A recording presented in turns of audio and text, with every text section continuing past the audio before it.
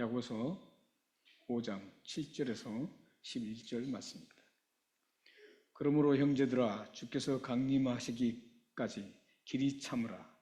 보라, 농부가 땅에서 나는 귀한 열매를 바라고 길이 참아 이른 비와 늦은 비를 기다리나니,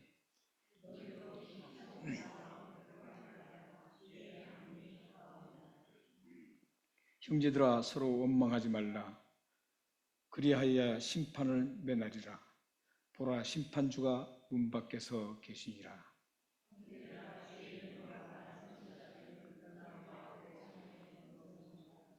함께 읽겠습니다. 보라, 인내한 자를 우리가 복되다 하나니 너희가 여기에 인내를 들었고 주께서 주신 결말을 보았거니와 주는 가장 자비하시고 긍휼히 여기시는 이시니라. 아멘.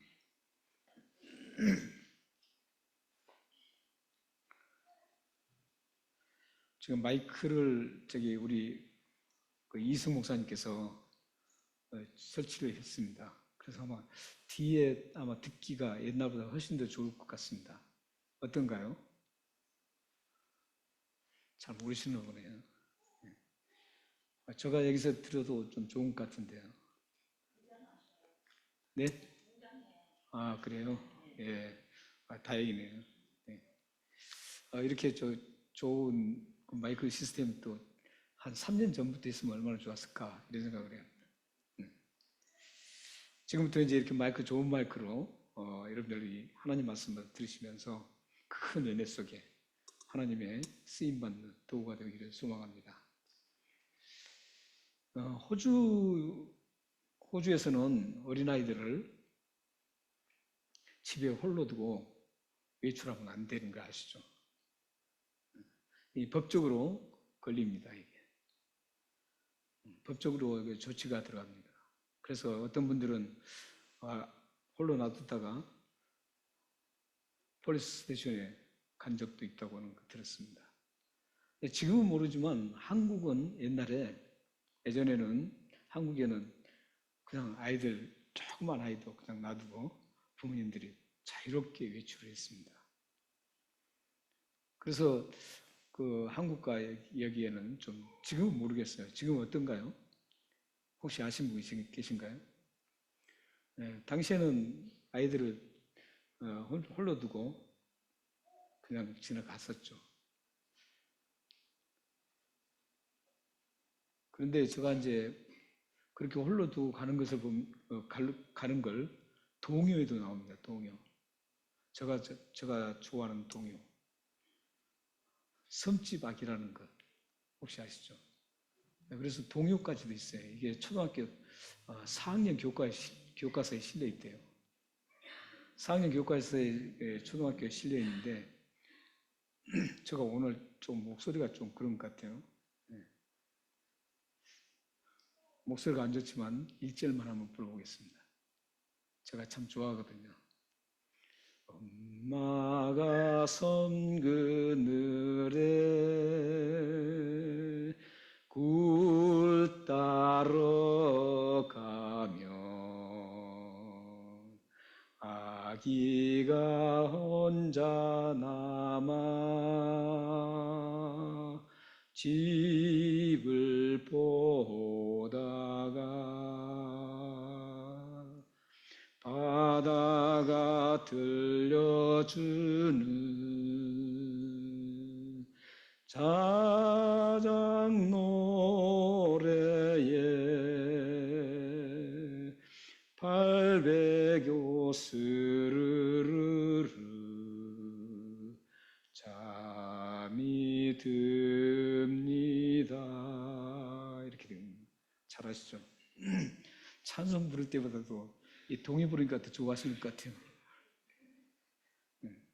2절을 제가 가사를 읽어드리겠습니다. 아시지만 아기는 잠을 고이 자고 있지만 갈매기 울음소리 마음이 설레어 다 못 찬 굴바구니 머리에 이고 엄마는 모래길을 달려옵니다.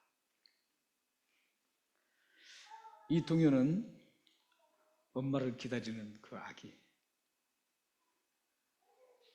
아기는 스스로 잠이 들고 또 엄마는 혹시 아기가 잠에서 깨어나 울까 싶어서 조급하게 급하게 달려오는 어머니의 그 모습을 생생하게 담고 있습니다. 기다림과 애절함. 아기는 기다리고 어머니는 애절한 마음으로 느껴지는 이 노래 가사입니다. 먹고 살기 힘들었던 그 시절에는 이 동요처럼 아이들이 기다리고 엄마는 밖에 나가고 부모님은 밖에 나가는 그런 애절한 모습을 흔하게 볼 수 있었습니다.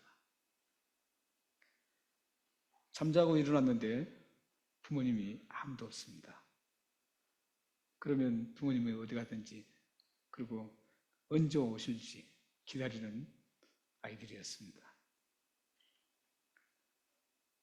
또한 돈밭에 나간 엄마를 기다리는 아이들, 시장에 간 엄마를 기다렸던 아이들, 아이들은 하염없이 엄마가 돌아오기를 기다렸던 시절이 참 있었습니다. 시드니에서도 그런 얘기가 있습니다. 아무도 없는 이억만리 이국 땅에 와서 참 생존을 위해서 살아가는 그 굉장히 생존을 위해서 살아가기 위해서 아이를 방에다 놓고 심지어는 어떤 부모는 방문을 밖에서 열쇠를 잠그고 갔다는 그런 슬픈 얘기도 들었습니다. 이런 얘기는 그냥 지어낸 얘기가 아니고 실질적으로 시드니에서 있었던 얘기입니다. 그게 바로 이민의 아픔이죠.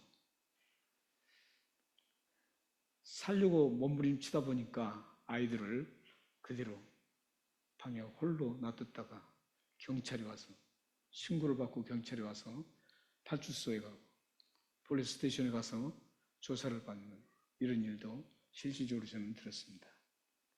그런 얘기를 들으면서 저는 참 마음이 아팠습니다. 그 아이가 기다리는 엄마, 부모를 기다렸던 그 얼마나 기다렸겠어요.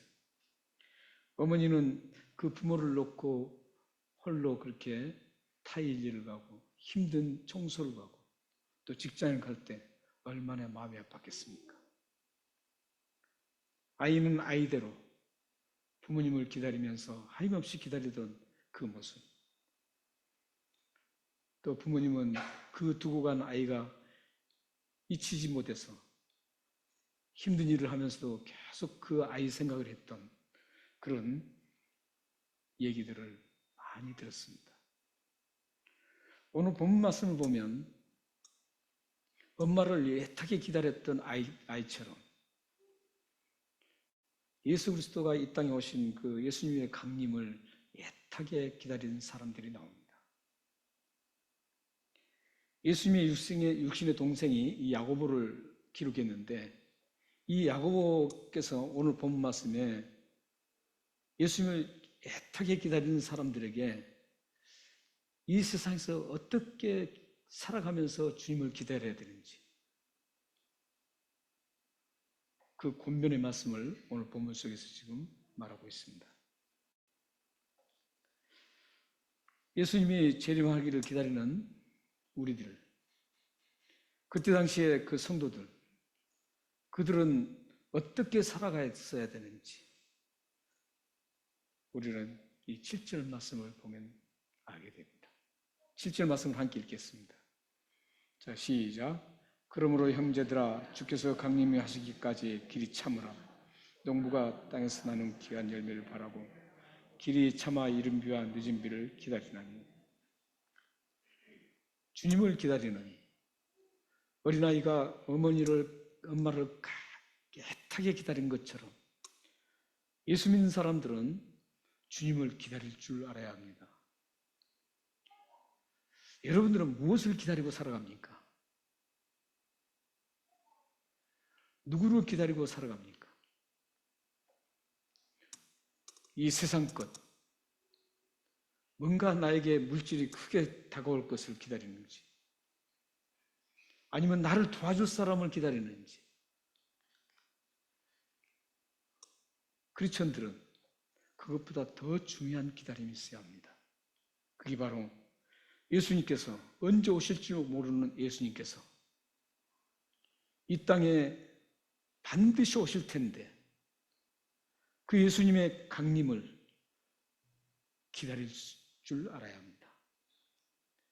오늘 본문에 애타게 기다리기는 못할지라도 그래도 최소한 한 달에 한 번 정도는 주님을 생각하면서 언제쯤 오실까? 그 예수님이 오시면 내가 어떤 모습으로 맞이할까? 이런 정도는 생각해야 되지 않습니까? 세상 것에 찌들려서 세상 것에 집중하고 생각만 매몰돼서 예수님은 전혀 생각하지 않는다면 그 사람이 어떻게 크리스천입니까? 최소한 한 달에 한 번 정도는 주님을 생각하셔야 합니다. 언제 도적같이 예수님이 오실 줄 모릅니다. 우리가 이 예배 끝난 다음에 예수님이 오실 줄 모릅니다. 오늘 밤 우리가 자고 나면 잠자는 사이에 예수님께서 오실 줄 모릅니다. 그 예수님이 긴박하게, 지금 종말의 시대를 살아가는 우리가 긴박하게 살아가야 됩니다. 그 긴박하게 살아갈 수 있는 방법이 바로 기다리기. 그렇게 기다리는 사람이 어떤 자세로 살아가야 되냐? 7절 말씀에 보면 길이 참고 기다려야 된다. 길이 참고, 주님을 길이 참고 기다려야 됩니다. 예수님을 기다릴 때 막무가내로 그냥 기다리는 게 아니라, 하염없이 기다리는 게 아니라 참으면서 기다리라는 거죠. 여기 지금 비유로 말씀하고 있습니다. 참으면서 기다리는데, 농부, 우리들에게 쉽게 이해시키기 위해서 농부 비유를 합니다. 농부가 열매를 거두기 위해서 반드시 필요한 것은 물입니다. 물인데 그 물은 특히 팔레스타인, 이스라엘이죠. 이스라엘 그쪽 중동은 비가 오지 않습니다. 비가 오지 않기 때문에 1년에 가장 기대하는 비가 오늘 말씀 있는 것처럼 이른 비와 늦은 비입니다. 농부는 이른 비와 늦은 비를 기다립니다. 근데 그게 언제 올 줄 몰라요. 그러나 그 농부는 참으면서 끝까지 참고 기다립니다. 비가 안 오니까 망쳤다 하고 그 뿌려놨던 그 씨앗, 싹이 돌아난 그 씨앗을 파헤쳐버리지 않습니다. 끝까지 언젠가 비가 오겠지 하면서 그 싹이 터오는 그 모습을 보면서 비가 오기를 간절하게 애타게 기다리는 겁니다. 이렇게 애타게 기다려요. 이른 비와 늦은 비를. 팔레스타인은 그래서 이른 비와 늦은 비가 안 오면 농사 망치는 겁니다. 1년에 2차례 오게 돼 있습니다. 근데 그 오게 된 게 하나님께서 이스라엘 백성들에게 신명기 11장에서 약속을 했던 것. 신명기 11장 한번 읽겠습니다. 시작. 여호와께서 너희의 땅에 이른 비, 늦은 비를 적당한 때에 내리시리니 너희가 곡식과 포도주와 기름을 얻을 것이요. 저 이른 비는 10월과 11월 사이에 내리는 비입니다. 그러니까 우리 한국과는 틀려요. 호주하고 똑같은 그 계절 시스템입니다. 호주와 똑같은 계절 시스템이어서 10월 달과 11월 달 사이에 한국은 가을, 추수 계절이에요. 근데 여기는 뭐예요? 봄입니다. 봄이에요. 그때 이제 씨를 뿌린 새싹이 돋아나기 시작합니다. 이때 이른비가 오지 않으면 결실을 맺지 못합니다. 근데 하나님께서는 신명기 11장 14절에서 이스라엘 백성들, 그 거친 땅, 건조한 땅에 하나님께서 이스라엘 백성들을 향해서, 이스라엘 백성들을 위해서 2번 이른비와 늦은비를 주신다는 거예요. 가장 적당한 시기에 정해주십시오. 적당한 때. 싹이 돋아나는 그 적당한 시기에 이른비를 하나님께 주신다는 겁니다. 그리고 3월과 4월, 한국 같은 봄이죠. 여기는 가을입니다. 그때는 추수기입니다. 추수 때 늦은 비가 또 한 번 와야 됩니다. 이제 추수를 해야 될 시기인데 아주 익진 않아요. 열매가, 알맹이가 탱글탱글하게 익지 않을 때입니다.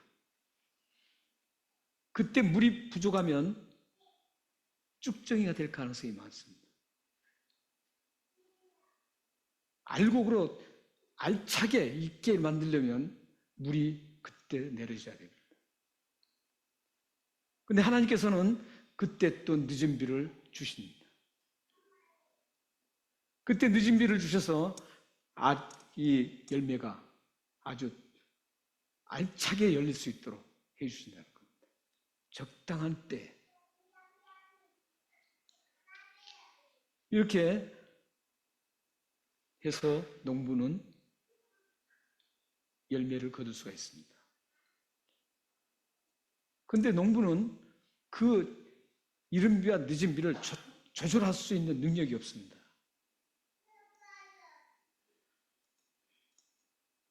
비가 좀 늦어진다고 해서 자기가 비를 내리게 할 수 있는 능력이 없습니다. 비를 내리고 비를 안 내리는 것은 농부의 능력 밖입니다. 오직 하나님께서 비를 내려주실 때만이 가능합니다. 여러분의 삶 속에서도 하나님께서 주실 때 가능한 겁니다. 여러분들이 아무리 했어도 안 됩니다.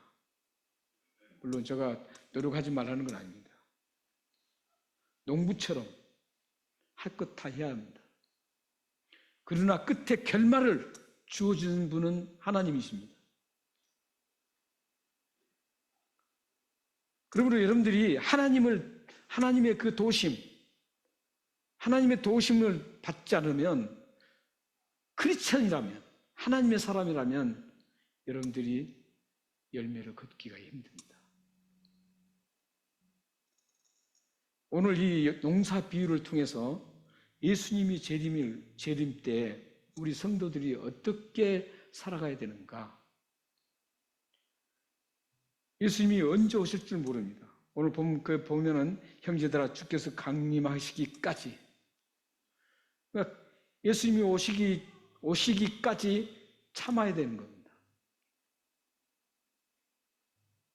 한 일순간만 참는 게 아니라 예수님이 오시기까지, 농부가 비가 내릴 때까지 참고 기다린 것처럼 우리의 삶에, 크리스천의 삶은 항상 예수님이 오시는 그날까지 참는 겁니다. 인내하는 겁니다. 내 마음에 안 든다고 해치우는 게 아닙니다. 참아야 됩니다. 참으면 하나님께서 비를 내려주신 것처럼, 적당한 때 내려주신 것처럼, 참으면 하나님께서 적당한 때 여러분들에게 하나님의 역사를 보여주실 겁니다. 믿으시나요? 이렇게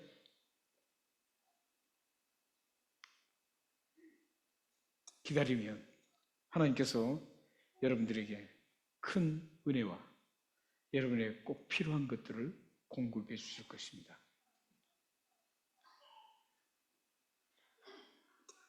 그런데 우리는 여기서 참는다고 할 때 뭘 참아야 될까?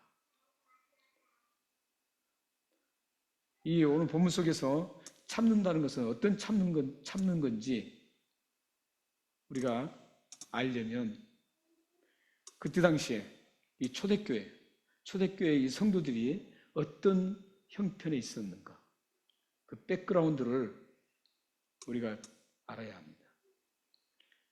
그래서 지금 그 야고보가 이 초대교회 성도들에게 참으라 했던 게 어떤 형편에서 참으라고 했는지 우리가 한번 이 백그라운드를 알아야 합니다. 그러기 위해서 사진 석 장 한번 보겠습니다. 여러분들 많이 보시는 장면이죠. 저는 저기를 직접 가봤습니다. 언제 가봤죠, 제가? 우리 교회에서 저기 60대 해갑 때 교회에서 저를 보내줘서 성지순례 보내줘서 가봤던 곳입니다. 그래서 찍었던 겁니다. 터키의 갑바도기아입니다. 갑바도기아. 저 지금 구멍이 뻥뻥 뚫려 있죠? 구멍이 뚫려 있습니다. 저 구멍이 무슨 구멍이냐면 사람이 저 구멍을 파고 들어가서 개미집처럼 다 얽혀 있습니다. 그래서 저기는 잘못 들어가면 안내원 없이 들어가면 다시 나오지를 못하고 죽습니다. 지금도 저게 약 3분의 1도 지금 발견이 안 됐다 그래요. 그런데 저런 어마어마한 곳에 교회가 1000개 이상이 있습니다. 그 지하 동굴에가. 교회가 1000개 이상이 있어요. 그리고 거기는 신학교까지 있었어요. 또 교회 공동체들이 함께 모여서 그래서 의논했던 것도 있습니다. 지금 같으면 교육관입니다. 저는 그곳을 생생하게 가봤습니다. 근데 끝없이 들어가는데 깊게는 그 55m라 그래요. 저게 어마어마하게 많습니다. 뭐 구멍이 뽕뽕 뚫려 있어요. 다음 사진 한번 보시죠. 저 에드버른 저도 이제 한번 타봤습니다. 타고 찍은 겁니다. 근데 굉장히 아름다워요. 그 에드버른 세계에서 가장 탑이 저 갑바도기냐죠. 굉장히 아름답습니다. 아름다운데 그 아름다운 광경에 그 밑에 히스토리는 너무나도 서글픕니다. 다음 사진 보면 이제 동굴 교회 입구 들어가는 막 거미의 그 집처럼 연결된 곳입니다. 저런 데가 어마어마하게 많습니다. 동굴 교회입니다. 동교회. 근데 저기서 초대교회 성도들이 저기 갔던 겁니다. 유대인들 핍박. 우리가 사도행전 배우잖아요. 사도행전 배우실 때 기독교인들에게 핍박을 두 부류가 하죠. 유대인들과 이 세상 사람들, 로마 제국이 이 핍박을 합니다. 핍박을 해서 피해가지고 간 곳이 바로 저기입니다. 피해서 저기서 동굴을 파고 그곳에서 생활을 하는 겁니다. 근데 저기서 몇 년 동안 그런 줄 아세요? 300년 동안입니다. 3년도 아니고 30년도 아니고 300년 동안 저 굴 속에서 그들은 신앙을 지키기 위해서, 믿음을 지키기 위해서 저 굴 속에서 살았습니다. 햇볕이 들지 않는 그 굴 속에서. 그 흔적을 보면서 저는 참 마음이 울컥했습니다.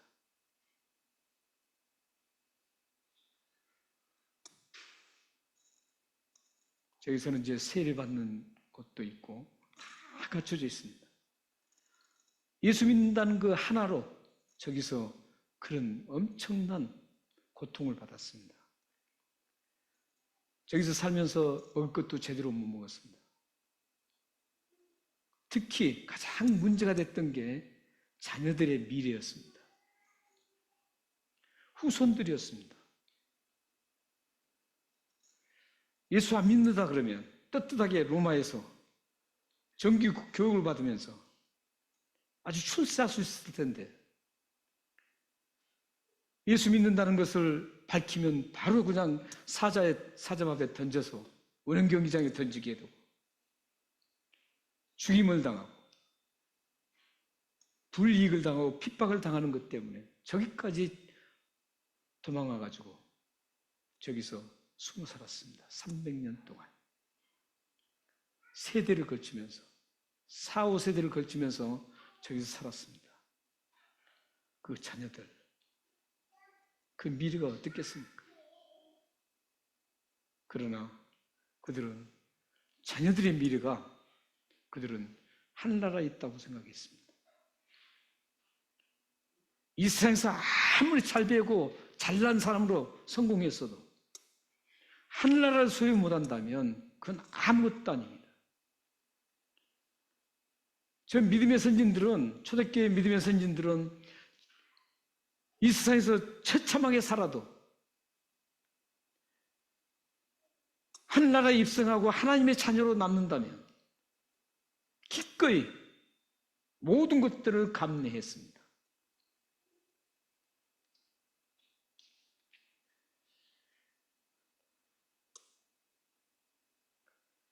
끊임없는 핍박과 부당함, 언제 엄습할 줄 모르는 그 죽음의 두려움, 끼니를 걱정해야 하는 그 굶주림, 자녀들의 캄캄한 미래,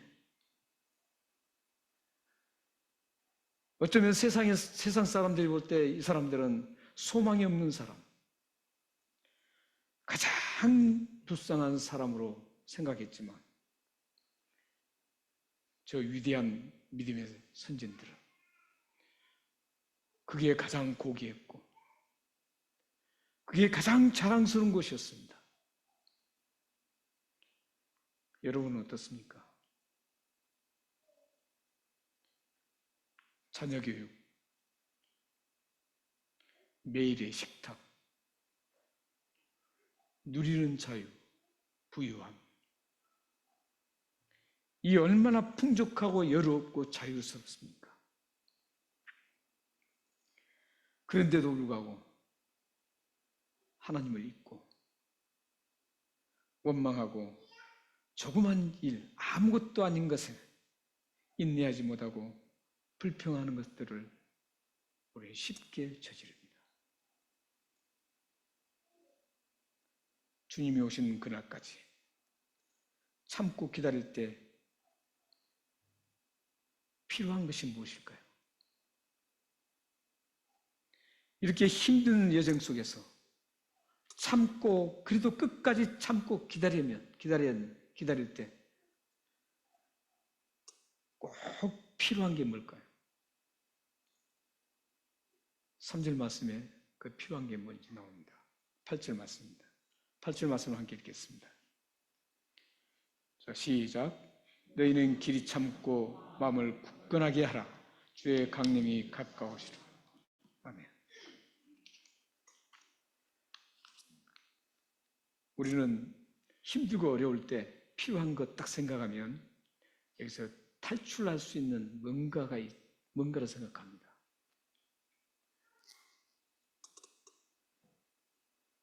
조그만 일에도 우리는 힘들어지면 그걸 어떻게 탈출할까 이렇게 생각합니다. 그러나 믿음의 선진들은 그러지 않았습니다. 주님을 위해서 받는 어떤 그 핍박에서도 그들은 굳건하게 마음을 가졌습니다. 그러니까 우리가 어렵고 힘들 때 가장 필요한 게 뭔지 아세요? 굳건한 마음입니다. 여기 굳건한 마음이라는 것은 흔들림이 없이 반듯하게 굳건하게 서 있는 것을 얘기합니다. 어떤 상황 속에서도, 어떤 비바람과 폭풍이 몰아쳐도 흔들리지 않고 굳건하게 서 있는 그 모습을 말씀하고 있습니다. 여러분들에게 힘들고 어렵고 옆에서 누가 나에게 디스하고 심지어 나를 착취하고 이랬을 때 여러분들은 어떤 반응을 하겠습니까? 그럴 때라도 마음을 굳건히 해야 됩니다. 그 사람을 불평하고 원망할 게 아니라 마음을 굳세게 딱 잡고 있어야 합니다. 그러면서 기다려야 되는 겁니다. 주님이 오실 그것을 소망하면서 흔들림 없이 마음을 굳게 잡고 나는 참다운 하나님의 사람으로 살아가야 된다라는 그 마음을 굳게 하고 흔들림 없이 반듯하게 서 있으면 하나님께서 적당한 시기에 비를 내려주신 것처럼 여러분들에게 그 힘든 시기를 하나님께서 해결해 주실 것입니다. 여러분이 해결하려고 그러면 안 됩니다. 뭔가 내가 해결하려고 하면 오히려 덧납니다. 마치 상처난 곳을 자꾸 건드리면 덫이 나서 더 아픈 것처럼 여러분들에게 조그만 일을 자꾸 만지면 그 일이 커지고 더 힘들어지고 더 골마 터집니다.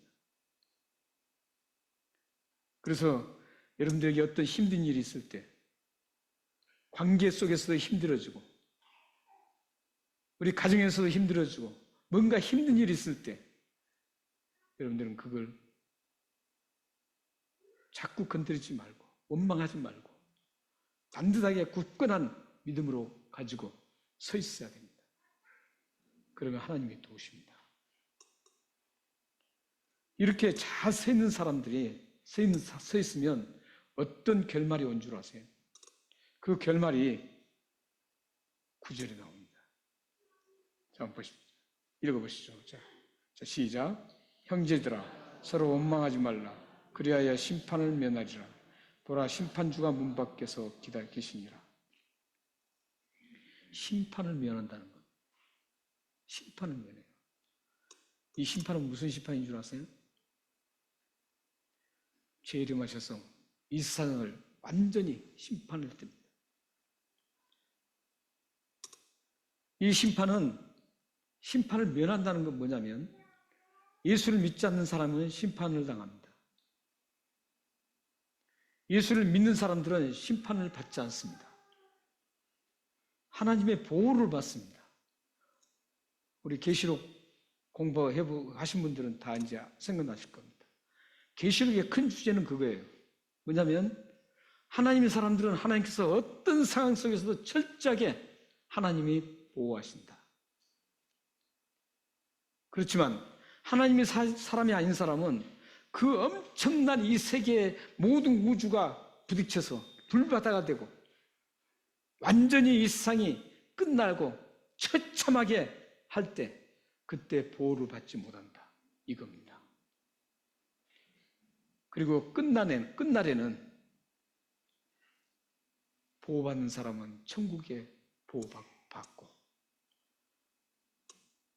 믿지 않는 사람들은 보호를 받지 못하고 하나님의 보호를 받지 못하는 지옥에서 가야 합니다. 지금 오늘 본문의 이 심판을 면하는데 왜냐하면 심판주가 지금 어때요? 문 밖에서 지금 계신다는 거예요. 이것은 무슨 얘기냐면 바로 지금 심판이 집행될 그런 시기라는 겁니다. 저 심판이 멀리 있는 게 아니라는 겁니다. 지금 바로 문에 지금 들어올 시기라는 겁니다. 문만 열면 끝나는 겁니다. 지금 항상 제가 말씀드리지만 종말이 언제인 줄 아세요? 예수님의 이 세상에 초림으로 오신 때부터가 종말입니다. 이 세대주의자들은 종말을 막 예수님 오시면 막 저기 세컨 카밍 할 때 재림하신 막 그때 종말이라고 하지만 성경은 종말이 메시아가 이 땅에 오실 때 종말이었습니다. 그 예수님, 메시아이신 예수님이 이 땅에 처음으로 오셨을 때 그때부터 종말로 들어가는 겁니다. 그러니까 지금 여러분들은 종말에 살고 있는 겁니다. 깨어야 했습니다. 그래서 성경은 자꾸 우리에게 깨어라 그러는 거예요. 지금 흐트러게 살아갈 시간이 아닙니다. 지금 가까이 있어요. 그렇기 때문에 이 심판이 면할 수 있습니다. 견고하게 여러분들이 붙잡고 끝까지 참고 그리스도의 강림을 기다리는 사람은 심판을 면합니다. 심판을 면한 사람과 면하지 않는 사람의 여러분 구분점이 있습니다. 구분점이 뭔 줄 아십니까? 구분점이 뭐예요? 원망입니다. 원망을 하는 사람은 심판을 받는다는 뜻입니다. 원망하지 않는 사람은 심판을 받지 않는다는 뜻입니다. 이 원망이 굉장히 중요합니다. 예를 들어서 이 출애굽에서 광야를 갈 때 고린도서 15장에 보면 광야에서 하나님의 징계를 받아 죽은 사람은 왜 그런 줄 아세요? 원망해서 죽었다 그럽니다. 이 원망이 왜 이렇게 중요하냐면 이 원망을 하는 사람들은 하나님의 절대 주권을 부인하는 사람들입니다. 하나님이 살아계시고 하나님 모든 걸 다 지금 주관하시는 것을 믿지 못한 사람들이에요. 그렇기 때문에 우리가 전혀 원망을 안 할 수가 없죠. 근데 이 원망은 좀 다릅니다. 일반적인 우리 원망은 다 할 수가 있죠. 그러나 여기서 지금 원망은 하나님이 하신 일에 대해서 원망하는 겁니다. 하나님이 하신 일에 대해서 원망을 해요. 비가 하나님이 내려주실 텐데 왜 안 내려주니까? 지금 빨리 내려주셔야지 왜 그렇습니까? 이런 원망을 얘기해요. 하나님과 관계 속에서. 그런데 하나님을 원망하는 사람들은 자연스럽게 일반 관계 속에서도 원망을 많이 합니다. 그러니까 우리 크리스천들은 원망을 많이 해서는 안 좋아요. 왜냐하면 우리 원망하는 사람이 아니거든요. 하나님을 원망하는 사람이 아닙니다. 그런데 하나님을 원망했던 사람들은 자기도 모르게 같은 공동체에서도 커뮤니티에서도 원망을 그냥 막 뱉어냅니다. 그분은 두 가지 중에 하나입니다. 아직 예수를 안 믿었든지 아니면 예수를 믿어도 이제 베이비 크리스천 아주 어린 나이 신앙입니다. 원망을 자주 한 사람은 그렇습니다. 이 원망이 그래서 중요합니다. 그래서 지금 이 원망은 하나님에 대해서는 항의하는 원망이기 때문에 심판을 받는다는 겁니다. 근데 원망하지 않으면 뭐라 그래요? 심판을 면한다는 거죠. 이렇게 심판을 면하고 원망하지 않고 견고하게 하나님을 꾹 참고 기다리는, 그리고 하나님께서 마음을 굳건하게 해서 기다리는 이 사람들을 향해서 뭐라고 말씀한 줄 아십니까? 11절 한번 읽겠습니다. 그 사람이 어떤 사람인지. 11절입니다. 자, 시작. 보라, 인내하는 자를 우리가 복되다 하나니 너희가 욥의 인내를 들었고 주께서 주신 결말을 보았거니와 주는 가장 자비하시고 긍휼히 여기시는 이시니라. 끝까지 예수님을 기다리면서 참는 사람들. 그리고 어떤 상황 속에서도 믿음에 굳건히 서서 흔들림 없는 사람들. 그리고 원망하지 않는 사람들. 이 사람들을 향해서 복된 사람들이라고 얘기합니다. 여러분들이 지금 이 상황에 이런 분이라면 가장 복된 분입니다. 근데 오늘 본문은 이상합니다. 11절 보면 이 복된 사람 중에 대표를 한 사람을 롤 모델로 세우고 있습니다. 롤 모델로 세우는데 그 사람이 누굽니까? 욥. 우리가 잘 아는 욥입니다. 욥이 복된 사람이라는 겁니다. 근데 복된 사람인데 어떻게 해서 복된 사람인 걸 아냐면 결말을 보았기 때문이라는 거죠. 결말. 욥의 결말을 보았으니까 욥이 복된 사람이다 이겁니다. 인내를 해서 복된 사람이라는 거죠. 근데 우리는 여기서 좀 욥에 대해서는 좀 조심해야 될 게 있습니다. 욥에 대해서 조심해야 될 게 어떤 조심해야 되냐면 욥이 이제 인내를 했어요. 그리고 자녀들도 다 죽고 재산 다 날아가고 가장 동방에서 부자였는데 다 날아갔습니다. 그 가장 행복한 가정이었습니다. 그리고 또 욥은 굉장히 좋은 사람이었어요. 다른 사람들을 막 베풀면서 같이 잔치를 막 베풀어주고 이런 사람이었어요. 또 자기는 피부병으로 인해서 엄청난 고통을 당합니다. 기와장으로 긁어도 시원하지 않아서 죽을 지경입니다. 또한 부인은 욥의 그 모습을 보면서 저주하면서 그냥 집을 나가버립니다. 이렇게 처참한 지경이 있었어요. 그런데도 불구하고 욥은 끝까지 참습니다.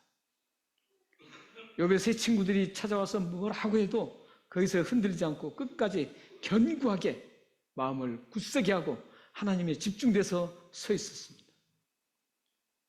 그러자 하나님께서는 끝에 42장 보면 갑절의 축복을 줍니다. 그동안 가졌던 그 다 잃어버리던 걸 갑절, 그보다 2배로, 예를 들어서 100만 불이 있었으면 200만 불로 채워준 겁니다.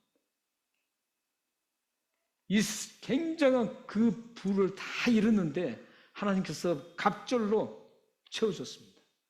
그리고 자녀들을 낳았는데 자녀들도 더 많이, 그리고 그 자녀들을 이전의 자녀들보다 훨씬 더 아름답다라고 쓰여 있습니다. 훨씬 더 아름답게 그 자녀들이 자랍니다.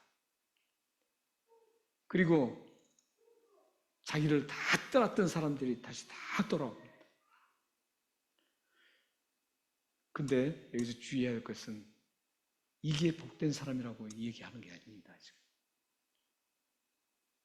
우리는 욥이 복되다 그러면 갑절로 받았으니까 복됐다 결말이, 그런데 그게 아닙니다.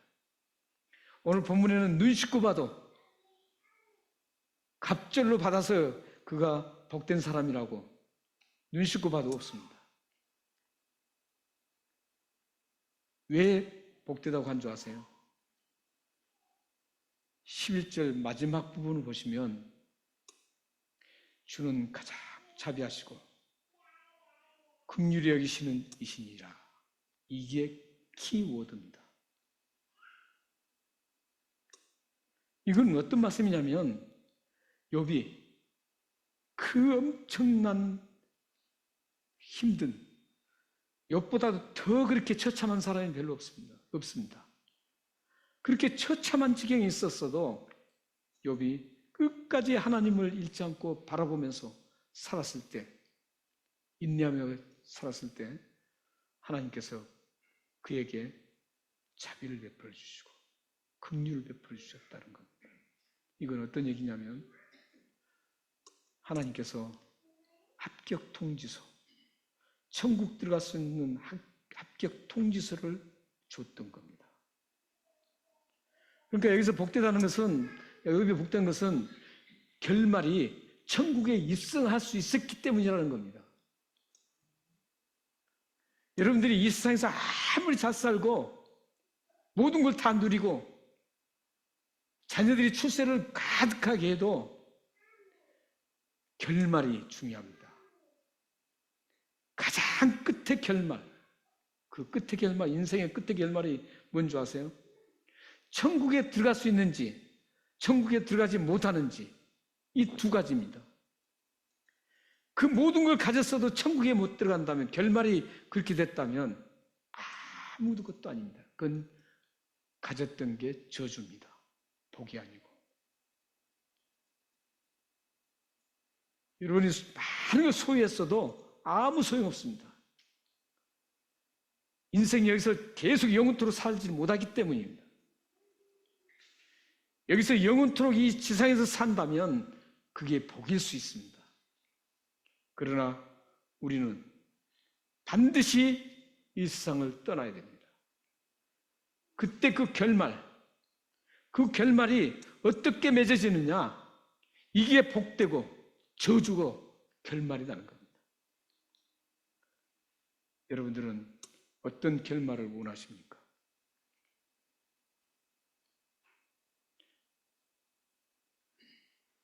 정말 여러분들이 끝에 가장 복된 결말을 얻고 싶다면 예수 기다리는 것을, 여러분들이 참고 기다리는 것을 반드시 해야 합니다. 이제부터 하루에 한 번 예수님을 생각하면 더 좋고요. 한 달에 한 번 해도 좋고요. 최소한 한 달에 한 번 정도 예수 그리스도를 생각하면서, 그리스도의 다시 오신 것을 생각하면서 사셔야 합니다. 마지막으로 우리 성경 구절 두 구절을 읽고 마치겠습니다. 이사야서 30장 18절부터 읽겠습니다. 시작. 그러나 여호와께서 기다리시나니 이는 내게 은혜를 베풀어 하시며 일어나시리니 이는 내일을 긍휼히 여기시려 함이니라. 대저 여호와의 정의의 하나님이시라. 그를 기다리는 자는 복이 있도다. 누구를 기다리는 분이 복이 있습니까? 여기는 이제 그가 여호와 하나님이시죠. 지금 우리는 누구를 기다립니까? 예수 그리스도의 세컨 카밍을 기다리고 있습니다. 예수님의 세컨 카밍을 기다리는 분들이 복 있는 분입니다. 기다린다는 것은 천국에 들어갈 수 있다는 이 의미입니다. 또 밑에 시편 130편 보겠습니다. 자, 시작. 나 곧 여호와를 기다리나니 나는 주의 말씀을 바라는도다. 파수꾼이 아침을 기다림보다 내 영혼이 주를 더 기다리나니 참으로 파수꾼의 아침 기다림보다 더하도다. 사랑하는 성도 여러분, 기다림이 복입니다. 이 세상 것을 기다리는 것은 복이 아닙니다. 예수 그리스도를 기다리는 게 참된 복입니다. 그걸 여러분들이 깊이 마음에 새기시고 참된 복을 누리시면서 파수꾼이 아침을 기다린 것보다도 더 예수 그리스도를 기다리는 여러분들이 되신다면 가장 복된 분들이 되실 겁니다. 그리고 하나님께서 가장 복되게 해주실 겁니다. 기도하겠습니다.